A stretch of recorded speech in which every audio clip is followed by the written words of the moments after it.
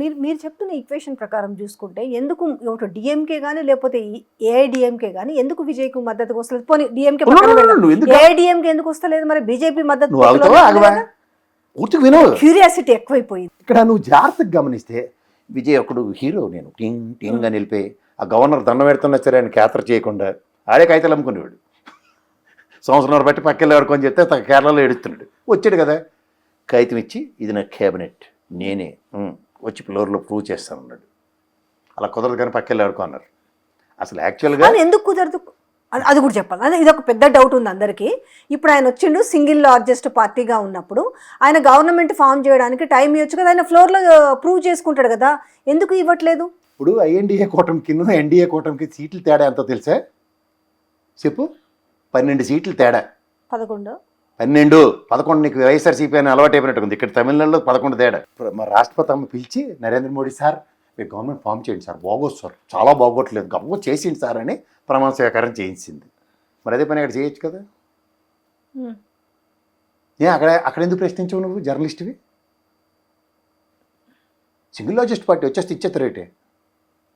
మన ఆ ప్రాతిపదికన ఇచ్చారు కదా, ఇక్కడ ఎందుకు చేయకూడదు అనేసి ఇప్పుడు చిదంబరం క్వశ్చన్ చేస్తారు. చిదంబరమా మిగిలిన ఎందుకు పనికిరాని కాంగ్రెస్లో మిగిలినోడు ఏకైకోడు ఆల్రెడీ గరగల్లాడి వస్తున్నాడు ఈడీ సిబిఐ కేసులో పిరికి పందాక రాయడం మనం ఎక్కడ నోరు మూసుకుని ఓవర్ యాక్షన్ ఉంది లేదు. అక్కడ సుబ్రహ్మణ్య స్వామి ఉండి సోనియా గాంధీ ప్రధానమంత్రి కాకూడదు అని చెప్పిన వాళ్ళు పనికొచ్చినాడు ఎవడన్నాడా ఊరికి ఎగేసుకున్న మనుష్ సింగుకి ఏదో రాష్ట్రం నుంచి రాజ్యసభ ఇచ్చేస్తారు కదా. ఏం చదవరు 4 పేజీలు ఎందుకు పడి తెచ్చారు వీళ్ళందరూ చదవకుండా?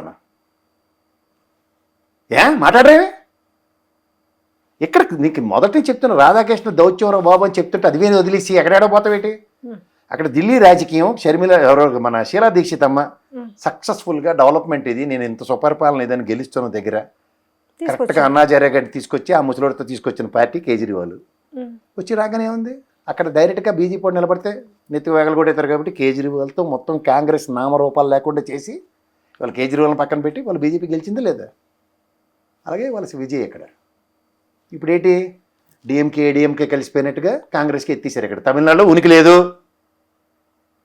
నువ్వు నాకు చెప్పకుండా నేను ప్రతిష్ఠించినోడు లాస్ట్ 4 రోజులు నీకు ఎలివేషన్ ఇచ్చి నేను మిషన్లు మళ్ళీ మా పరకాల ప్రభాకర్లు అటు అమలక్క లెక్కకుండా నేను జాగ్రత్త పడి నిన్ను నేను 108 స్థానాలతో గెలిపిస్తే లటక్కను నువ్వు వెళ్ళి మళ్ళీ కాంగ్రెస్ అని చేరితే నేను ఊరుకుంటున్నా అన్న టైపులో ఇప్పుడు పెట్టి గవర్నర్తో గేమ్ ఆడిస్తూ ఇప్పుడు పళనిస్వామి వచ్చి ఆల్రెడీ అలా ముసలి సర్దేశారు కదా 47 మంది 40 మంది వెళ్ళిపోతాం అటు పక్కన గెంతేస్తాను వాళ్ళు.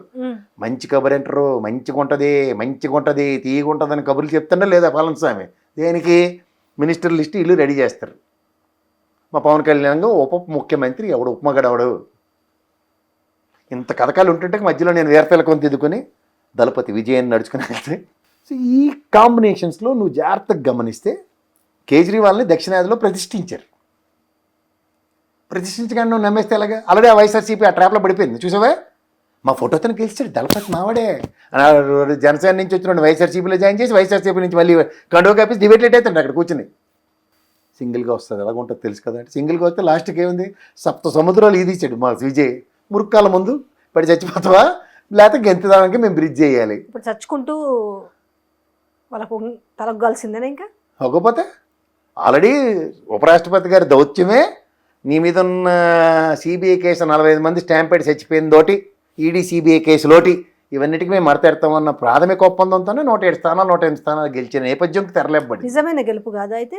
మరి మిషన్లతో అంటే నమ్ము ఇలా బీజేపీ కూడా బుర్రవాడితే ఒప్పుకోవు. ఇంకేటి చేయాలి నేను? ప్రతిసారి రెడ్ హ్యాండ్గా దొరికిపోతున్నారు లేదా మిషన్లు వాడేసి? ఆల్రెడీ మేము వెస్ట్ బెంగాల్లో మిషన్లు వాడేసాం, ఇప్పుడు కూడా వాడేస్తే ఎలాగా? ఇప్పుడు ఈ మొత్తానికి సస్పెన్స్కి ఎప్పుడు తెరవాలి? అంతా గేమ్ పార్ట్ అండ్ పార్సెస్లో ఏడీఎంకే టీవీకే కలవాలి, కలిసి కొయిలేషన్ గవర్నమెంట్ అక్కడ ఫామ్ చేయాలి. వీడి పైనుంచి మళ్ళీ సేమ్ మన పవన్ కళ్యాణ్ చంద్రబాబు నాయుడిని పుతిలి ఆట ఆడిస్తున్నట్టు వీళ్ళు కూడా అలా ఆడితే మా అశ్వమేధ యాగంకి సఫలీకృతమైంది దక్షిణాదిన తృప్తి పడతారు మా సార్.